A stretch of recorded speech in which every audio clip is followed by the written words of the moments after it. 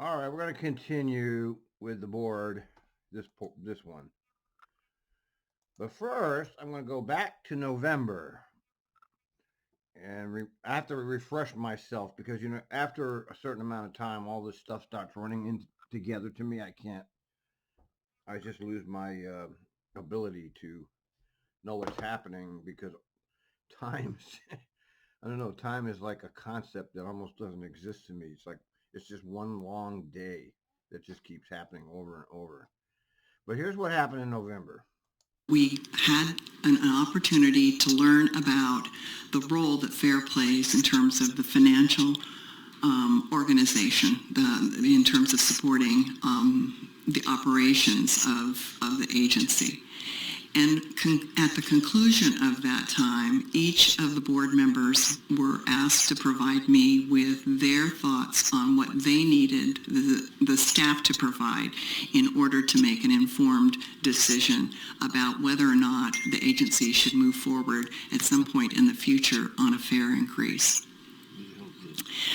Not all board members are in agreement about this, and it's one of those times where we agree to disagree. The question is there enough support among the board to actually direct the staff to start the community polling, the Title VI evaluation, to bring back to the board for a formal vote. So today, we already know how the public feels. Okay, the public is not going to support this. They're never going to support this. Okay, shut up, Al. Oh my son's orders are already. Jesus. I have to tell you that we will direct the agency to move forward on in order to bring potentially an ordinance change back to us in April. Yeah, we are in April. Something that you may or may not have noticed in the audit report that we received in October was a statement that in 2023, the operating cost compared to the operating revenue, there was a $200 million, wasn't it, Nancy? Yes, deficit. Yeah, see, now that's a lie because the goddamn. All right, so anyway, they got more money. I don't want to hear my $1 was $200 million less than what it took to really run the organization. And it's finance's role to... Yeah, okay, well, so this is where they came up with their... So she's already said that not all the board members are in favor of this, but there's going to be enough to pass it because we know how democracy works. Oh, it passes 49 to 51, Doesn't matter. The 49 get no say. It's like the majority gets what it wants. The minority gets no say and has to listen to the majority. That's the phoniness of our so-called democracy. Is that whoever loses, and they have no say in anything, and that's why our democracy is a bullshit. Okay, because winner take all is not what I call democracy. Okay, it's not something that we should be proud of and live in a country like this, but people are fooled. All right, so Nancy Oliver Young made her little presentation, which we've seen 100 times, about what do we got here? About the banks, the rating agencies demand a fair increase. We saw that. I played it 100 times, and I think that's where this is coming from more than anything. But they're never going to say that because to admit that would be suicide. So they've created this. It's all going to crash down around us if we don't do this, which is false. I've already showed you all the charts and graphs and how it makes up such a tiny part of the TRIMET budget. It's like almost irrelevant. All right, let's go on to this most recent meeting, and they're talking about all of it here. Yes, the board instructed them, blah, blah, blah, but they were all of this was led on by the executive staff who led them to make all of these decisions. She's wearing look what she's wearing. She's wearing a goddamn Klaus Schwab outfit. That's Klaus Schwab outfit there. Let me take a picture of this. Holy cow. I can't even believe that. Really think about that. That's the outfit he wears. Okay, let's. How is it? Financial overview and our fare proposal. Nancy. All right. You can just finish it off with the micro.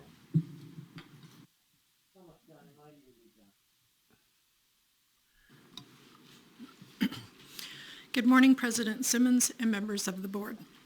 We met with you in November and provided you information on the role that fares play in TRIMET's financial sustainability. And today we will further that conversation, starting with a look at total resources compared to system and operating costs. The slide before you captures both revenues and requirements.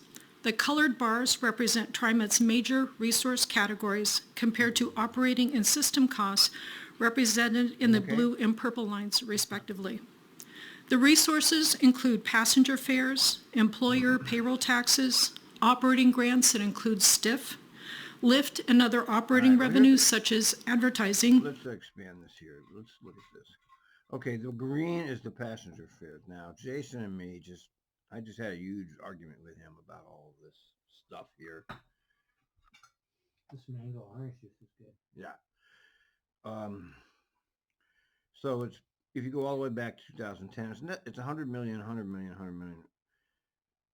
It's never been too much more than 100 million. Now, yes, of course, in 221 it dropped. Of course. But you dropped the service 20%. Okay, they always seem to forget that. Oh, and I wanted to make that point also, is that I just showed you in the last episode how the bureaucracy has not been cut. If any, it's all grown. Some of it's grown exponentially, but none of it has lost anything. So the only thing that ever got cut at the TRIMET was the service. Okay, it's important to understand that to see how you're being played. And we saw the general manager went up 5 times. His budget went from less than $1 million to over $5 million in 4 years. And security went from like 5 million to 64 million. And it's not any more secure. Okay, it's a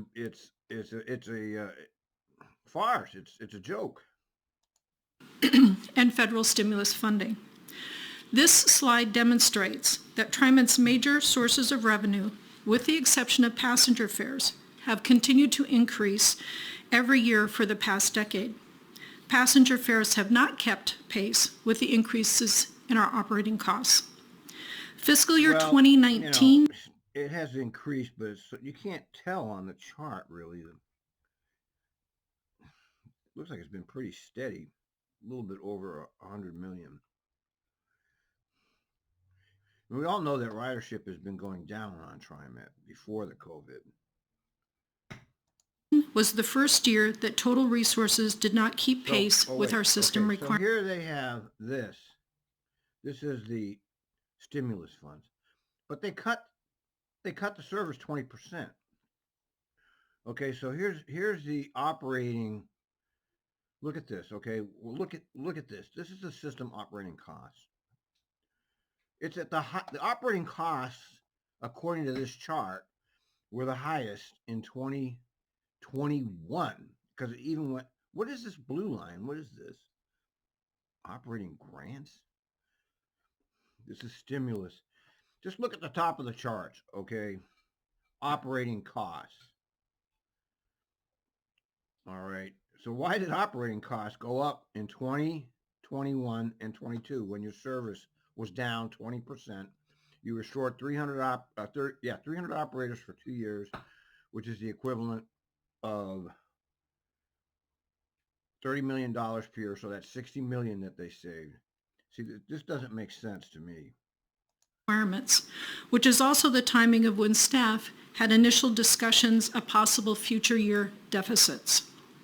The stimulus funds TRIMET started receiving in 2020 have sustained the agency with the necessary funding to meet its obligations, allowing us not to lay off staff and to only take minimal cuts in the services provided.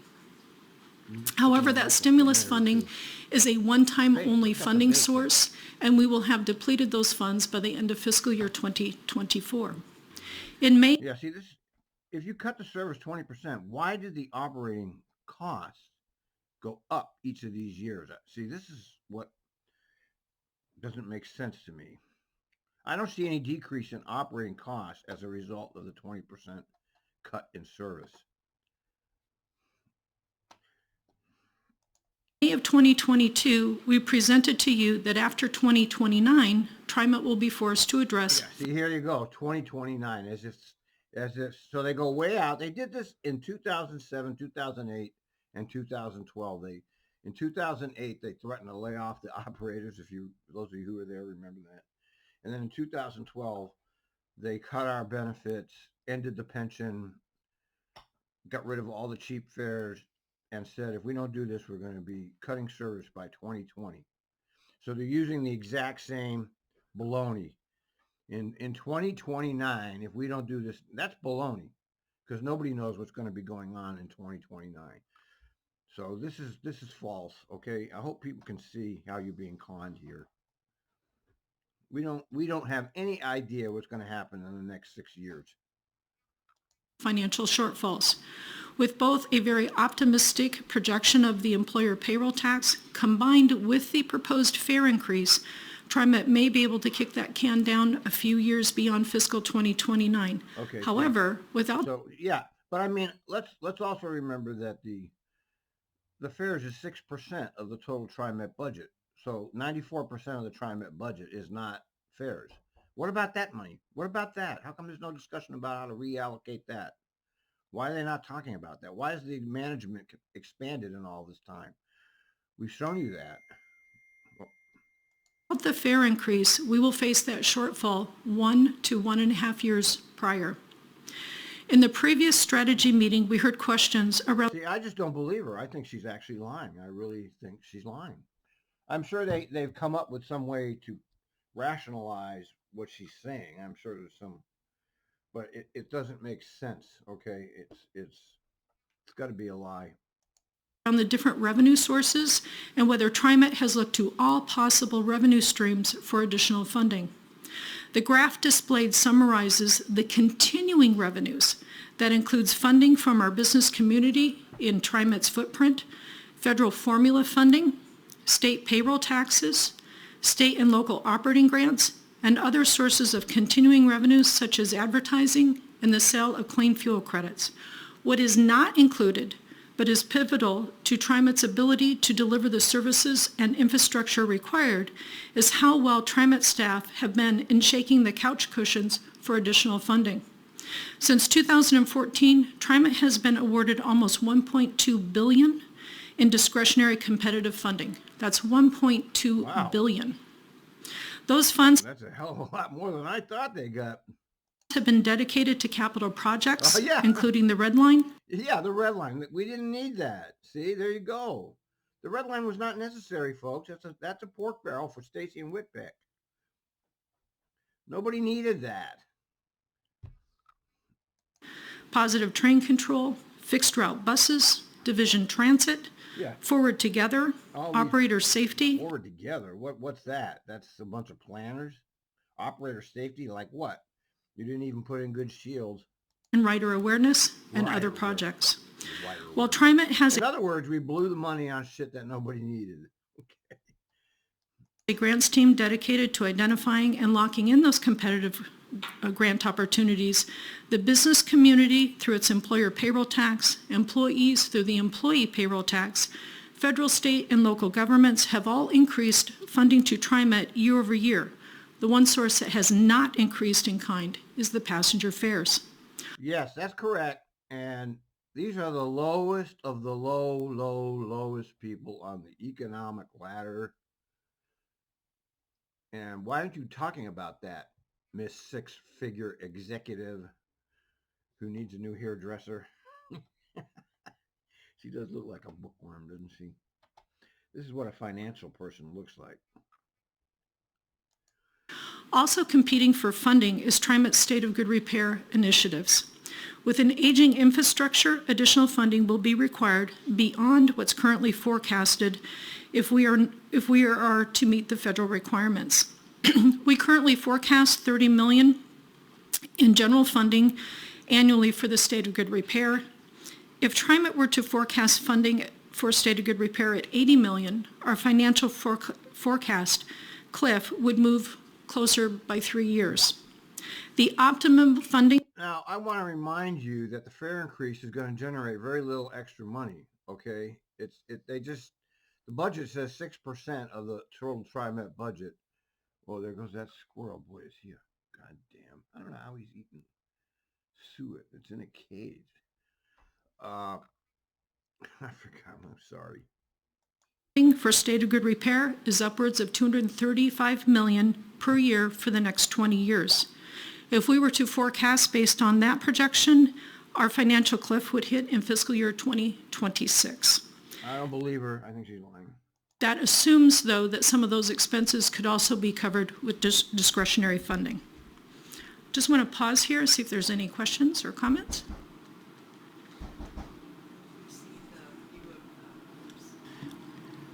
I'm checking to see if any of the board members have any questions. Ozzy, Director Gonzalez.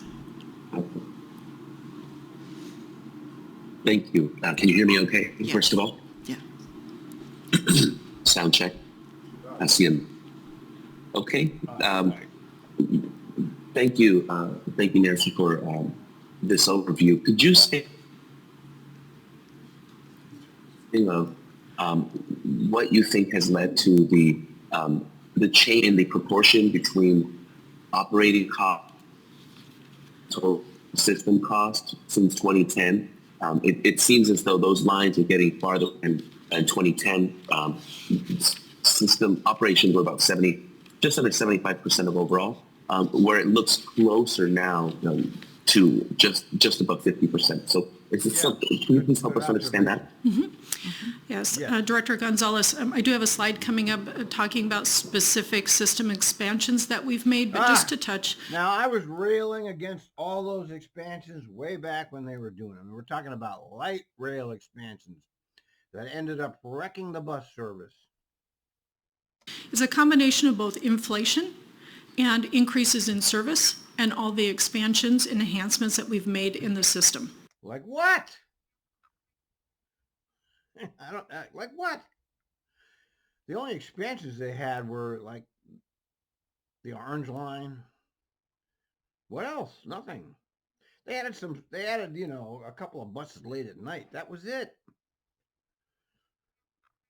But remember, and I'm going to say it again, they cut service 20% in 2020, but yet the operating expenses kept going up. Why is that, Nancy?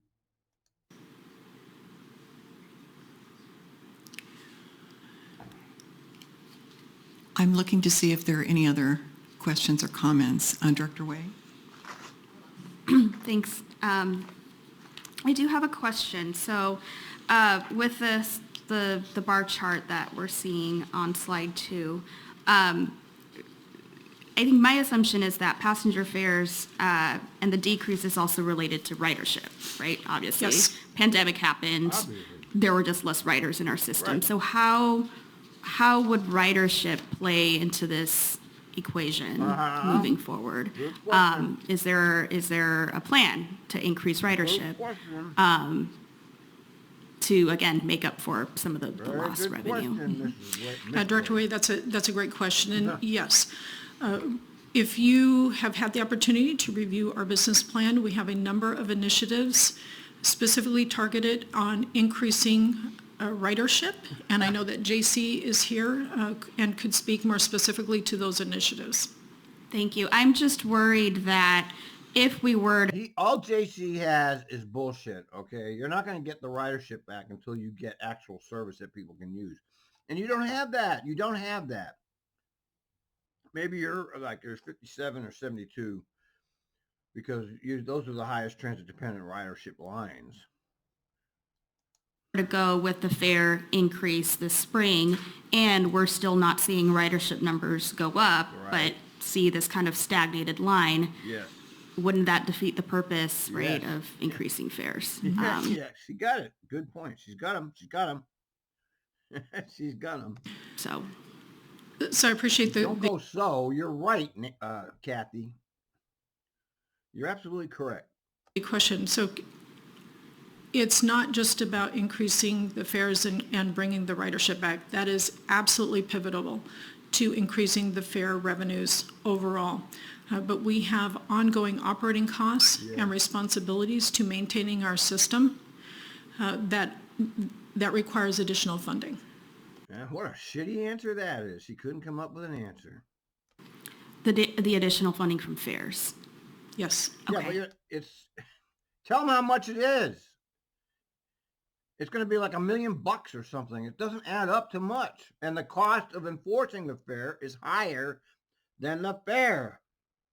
And then the 2014 discretionary funding, I think you said the 1.9 billion.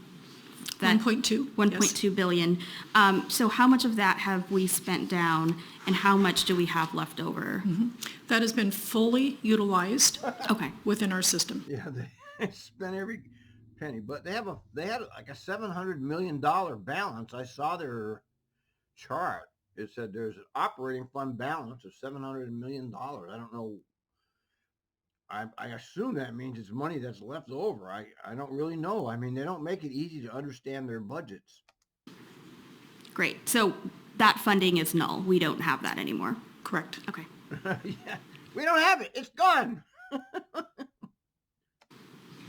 And again, we continue to pursue all of those discretionary competitive grants. Okay. Director Edwards.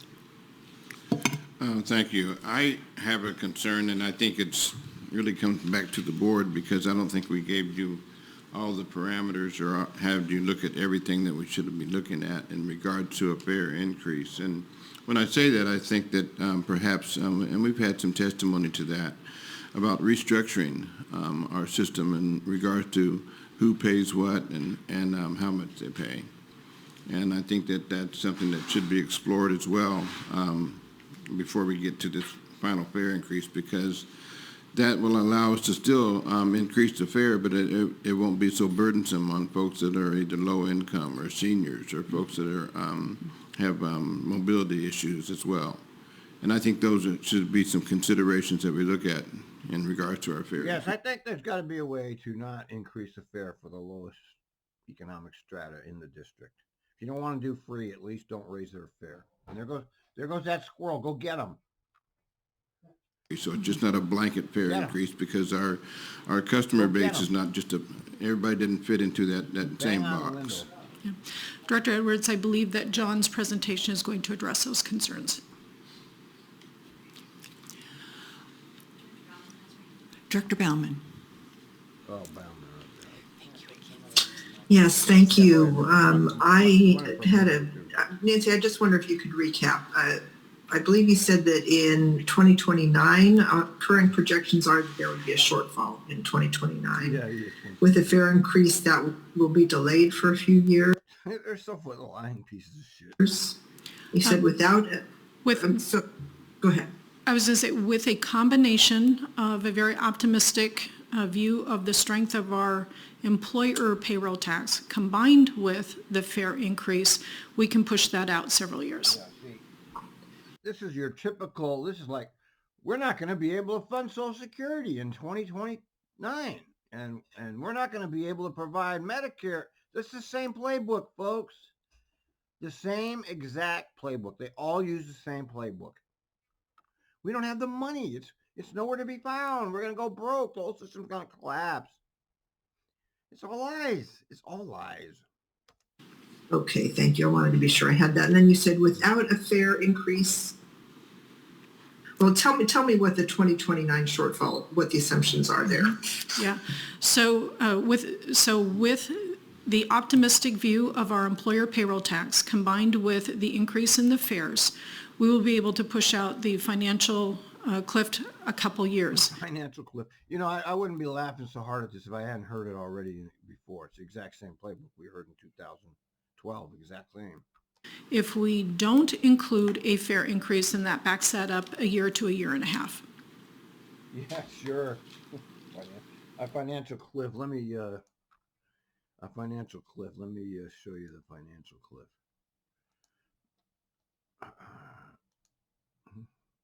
Where's all my nice charts? Oh, for crying out loud. There it is. 39% of the total TRIMET budget goes to operate the transit. It says right here. See that? Can you see it?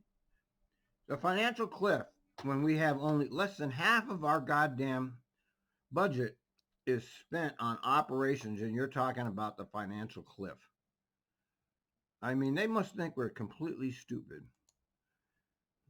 Let's look at this one.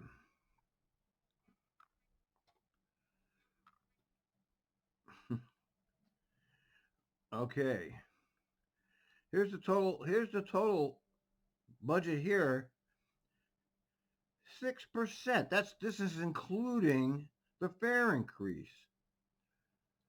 Jesus, it's just insane. People believe this. Okay, thank you. The fiscal cliff. We're doomed. Seeing We're no doomed. other questions, we can move by on the to the way, next slide. print a few $1 trillion for the banks and send a few $1 billion to Ukraine. But we're doomed. We're doomed. Great. So as we look to the operating costs, passenger revenues, and the fare box recovery ratio, we see that the fare box recovery ratio experienced growth through fiscal year 2014, but started to decline in 2015, well before the pandemic. Yes. The fare box recovery ratio was just under 40% in 2014, but dropped to approximately 26% just prior to the pandemic. What do you mean 40%? That doesn't... Here's 40%. Passenger revenue is the orange. It says right here, passenger revenue, orange. That's not 40%. What's he talking about? I mean, it's right in front of your face. It was 40. It was never 40%. It was maybe 25%. So how can you just lie when we have a graph that shows you're lying? The fare box recovery ratio is affected by the level of ridership, but also directly impacted by the fact that the costs have increased year over year. As a result of the pandemic, the fare box recovery ratio reached an all-time low of 9.9% in fiscal year 2021. 2022 ended at 13.3%, and current to date in fiscal 2023, we're at 12.5%. The average annual increase in operating costs is the fact. That's not the same. That's completely different from the charts in their budget. 4.2% prior to the pandemic, and has remained flat since the pandemic due to significant cost-cutting measures that management implemented. Like what? What cost-cutting measures? Yeah, you cut the service. You didn't cut the management. You didn't cut the bureaucracy. You didn't cut capital projects. You cut the service. Without any public hearings, you just did it. And then the board passed a resolution after they did it. Also during this 10-year span, it's important to note that TRIMET increased the transfer time from 2 hours to 2.5 hours. We expanded the low-income fare program and implemented that student fare program. We implemented the HOP Fast Pass with fare capping, yet we've implemented multiple service expansions and safety and security investment. Yeah, what? Get specific. Tell us.